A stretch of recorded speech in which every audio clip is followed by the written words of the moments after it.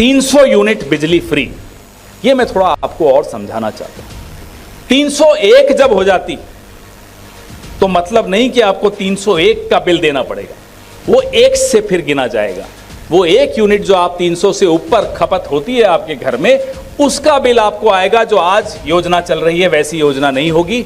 ये योजना फिर एक धोखा है आप सबके साथ। तो 300 बिल्कुल फ्री है, उसके ऊपर जो आप खपत करेंगे उसका बिल आपको मिलेगा।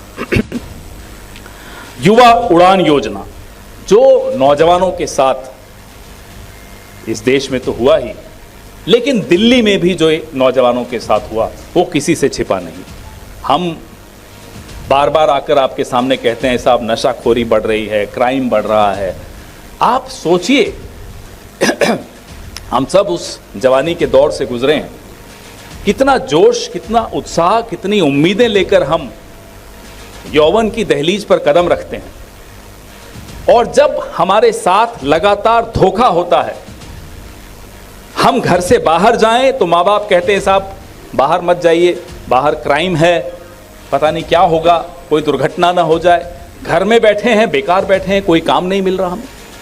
वो सब देखते हुए हमने 8500 रुपये, 8500 रुपये प्रति माह युवा उड़ान योजना, पहली नौकरी पक्की, ये नारा बड़ा बुलंद हुआ था लोकसभा में, और इसका लोगों को समझ में भी आया कि कांग्रेस पार्टी कह रही है।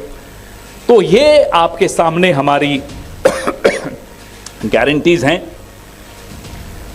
अब आपके सामने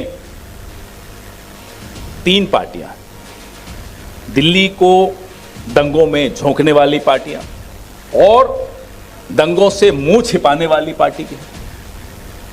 कांग्रेस पार्टी जो सबको साथ लेकर चलने की कुव्वत रखती है, का अनुभव रखती है, उसको समझ में आता है कि ये सतरंगी देश में हर रंग का महत्व है। जब कांग्रेस पार्टी आपके सामने अपनी गारंटीज रखती है और आंखों में आंखें डाल के बोलने की हिम्मत रखती है कि साहब हम ये गारंटीज पूरी करेंगे, तो देश सुनता है, दिल्ली सुनती है।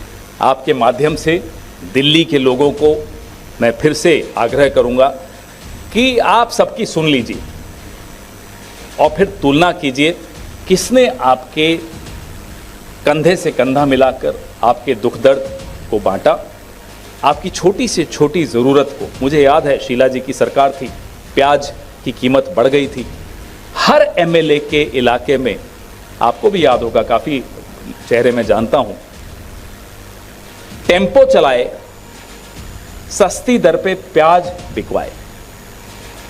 ऐसा अनेक बार किया।